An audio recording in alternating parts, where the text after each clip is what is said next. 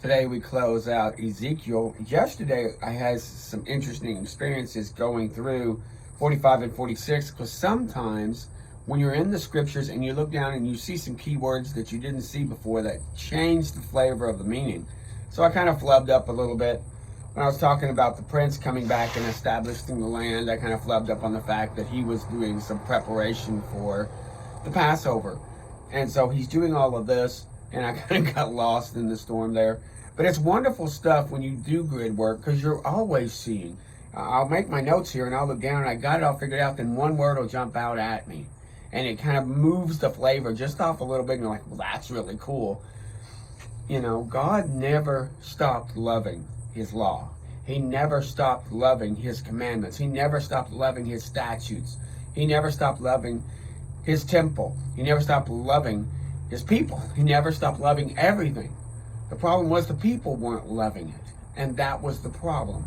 And so here we see him going back to that. It's not for salvation's sake that had already been established at the cross, but now this is worship, and this is how he wants to be worshiped. We kind of, in the church sometimes, we kind of throw all the baby out and the bathwater and the whole bathtub when it comes to the Old Testament. And we kind of make it up as we go based upon suppositions. When he has rock solid.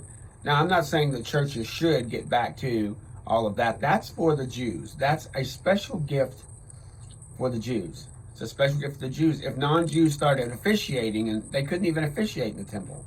In fact, not even anyone who wasn't a Levite or a son of Aaron could officiate. So it wasn't even for all the Jews.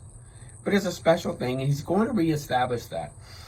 In 47, it says that, and this person, which is God, brought him up again to the door of the house, which is the house of the temple. And he stood at the threshold of the house eastward from the forefront and looking eastward. And here we've got some beautiful stuff happening. This is wonderful stuff.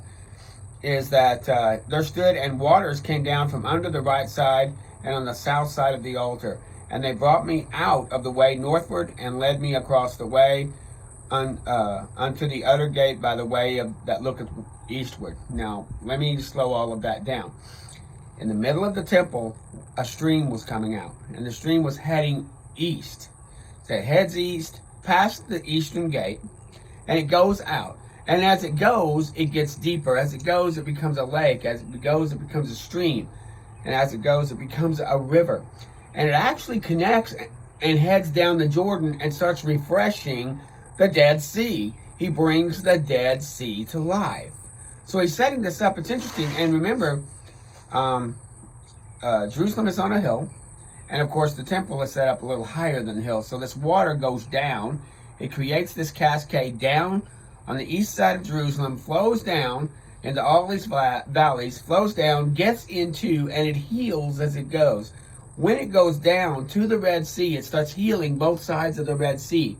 Now, there are some marshy places around there that still are kept salty, but the Red Sea the Dead Sea starts to come alive.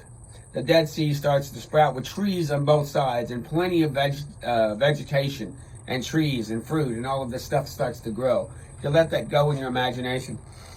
But interesting, like I said also yesterday, the east door is for Messiah only. They wanted to go east, but they had to go out the north door and then turn and go east. They couldn't just go out the east door. That's for Messiah. You either go out the north door or the south door, and there's no west door. So that's for people, but the east door is for Messiah. So they went out the north door and turned east. And he goes, and the man had with me, and he measured 1,000 cubits, and he brought me through the waters, and they were at my ankles. Then they go another 1,000 cubits, and it was up to my knees. Okay, we're getting deeper. Here he goes, and now another 1,000, it was up to my waist. He goes another 1,000, and there was a river that I couldn't pass, for the waters had risen. It was water so high that you could swim in it. So obviously he was up over his head. And then the man brought him forth and said, Son of man, have you seen this? And then I returned, and behold, at the bank of the rivers on many trees on one side and the other, the waters that issue from the east country, towards the east country, and go down to the desert and go to the sea. So they go out and healing. The idea also that this is also going to heal the seas and all of that, it goes off healing the ocean. So this is very interesting stuff that's happening. I've always suspected, this is my own supposition, that God would save the environment because he loves the earth. He didn't set it up to be a trash can with islands of plastic floating all over the planet in our oceans. He will clean up all that. But from Jerusalem will come a stream, and it goes down, and as you go 1,000 reeds, it becomes deeper, another 1,000 deeper, another 1,000 deeper, and then it goes off, lands in the Jordan, goes south, heals as it goes, heals the Dead Sea, and then goes down to the ocean. And what do you think it's going to do in the ocean? It's going to continue healing. And everything that liveth there and moveth, he says, the waters issue forth, and they go down to the desert and go to the sea, which has been brought forth unto the sea, and the waters are healed. And it came to pass that everything that lived and moved, and whatsoever the rivers had come, shall live, and there shall be a great multitude of fish. And because these waters that come hither, they shall be healed. And it will come to pass that the fishers which stand from Engedi, and now Engedi is down south. This was actually a Engedi was right on the side of the Dead Sea. So here's the city on the side of the Dead Sea, and it's going to go down that far. He even gives geography. Now they're given geography also. We're going to notice geography that talks about northern Syria, that talks about way down in Bashir.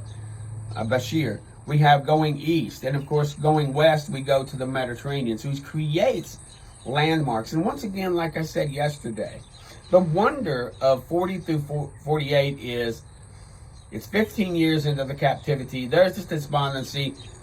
Jerusalem has been wiped out. There's nothing left. There's not even a stone on a stone. The temple's been destroyed. Everything's been destroyed. There's no more priests officiating. They're holding on as best they can.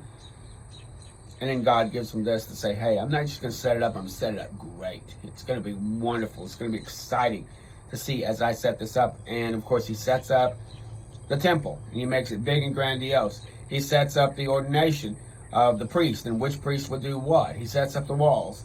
And now he's going to heal the nation. And this river is going to go down, healing as it goes, and healing as it goes to the sides also. So you get an idea also that these rivers and streams will also connect with tributaries and waterways and stuff along the way, and just healing down. And they go down to Engedi, and that's at the Red Sea. And so he talks about this, and it's going to go down, and it creates more fish, and it just comes alive, trees comes alive. Now there's a place where there is mossy salt. You have to have salt. But there's life. There's commerce. There's things can happen here. People can actually live here. The desert just comes alive. At 13, he goes talking about the 12 tribes of Israel. Now, again, I will say there's no such thing as the lost 10 tribes. Like we've said before, when the nation split, those that wanted paganism went north. Those that wanted Yahweh went south. And we had all the tribes were represented by their ethnicity in both areas. All the tribes will come back. Joseph and his brothers will have 2 portions. Again, that's still 12 tribes, because Levi will not have a portion in inheritance. God is their inheritance. And he starts talking about from here through 48, dividing the land. And it's different this time. Last time, it was you go out and pick what you want. This time, he says, here's where I'm giving you a bit of land. And so, he talks about the northern borders, which is way up near Syria and over past Damascus. Talks about the eastern border going over to the Jordan and a little further. In fact, the southern border goes down to Kadesh. And, of course, the western border is at the sea. So he's giving all of this land to the Israelites. But he doesn't say go conquer like he did the first time, like he did with Joshua. Go take it and then settle your own land and then make your own definitions. Here he sets it up. 48 is a setting up, and I won't go through all of them. I've counted them as 12. They're all 12 there. But you have them set up an interesting thing from north to south. And so from Hamath down through Damascus and on down to the southern part. You begin with Dan, then Naphtali, then Manasseh, then Ephraim, then Reuben, then Judah. Then you create a portion that's for the prince, that's for the temple, that's for the Levites, And he's giving this area to them.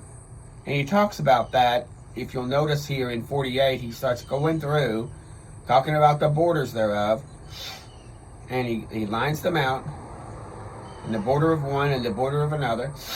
And then he goes down. When he gets past Judah on 8, he says, you shall offer 25,000 reeds in breadth and the length of on the sides, and then the sanctuary shall be in the midst of it. So the sanctuary is going to be in the midst.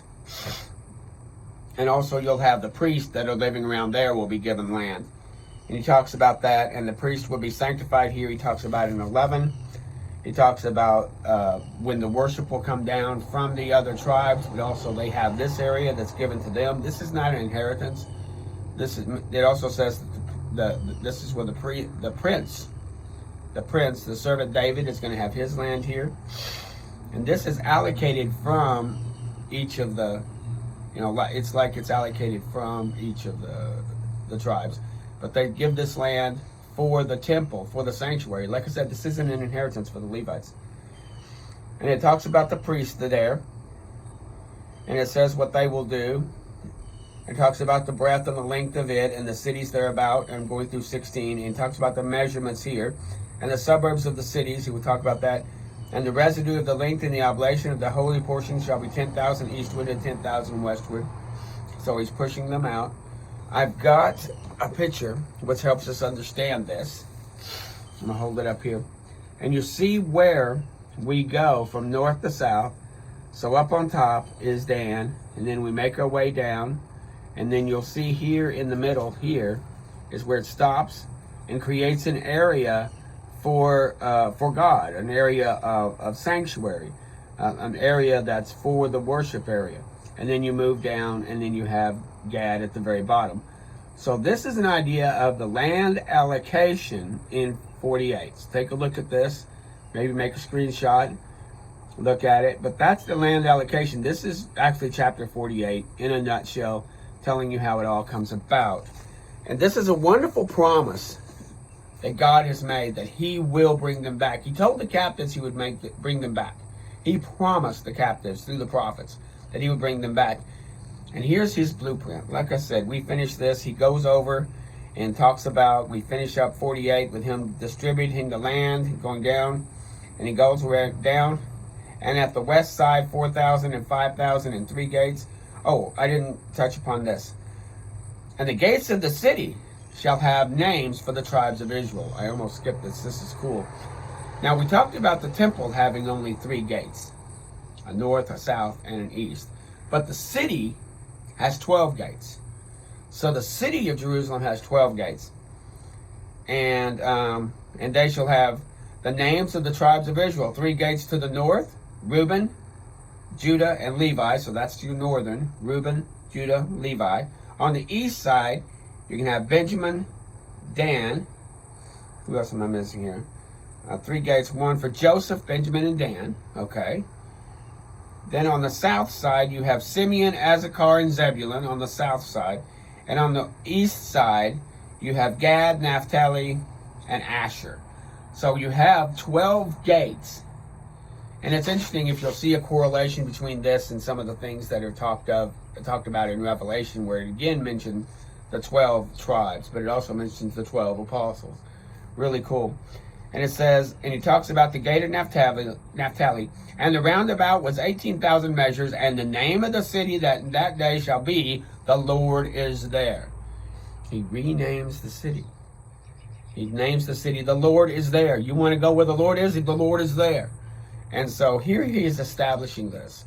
And like I said, this is beautiful as we end Ezekiel, to see that God makes this promise. Yes, he goes through the chapters of woe, and we did that with Isaiah and with Jeremiah, and there is that. But then there's the settling of the accounts with the nations and the sin of the nations and why he's doing this with the nations. Then, of course, it happens. And now in the despondency, he comes and gives hope. And that's what this is meant to be for the Jews. When they read 40 through 48, that's hope. And the same God that loves the Jews so much loves us so much. We need to remember that. We tend to think that God loves us more than the Jews. No, God loves us, but he also loves the Jews. So this is a wonderful book. Read through it, glean through it, pick up stuff that's there. It's got wonderful little emeralds all over the place, sapphires. Just pick it up and look at it. Words that change flavor. It's a wonderful thing. It's a beautiful book. Thank you.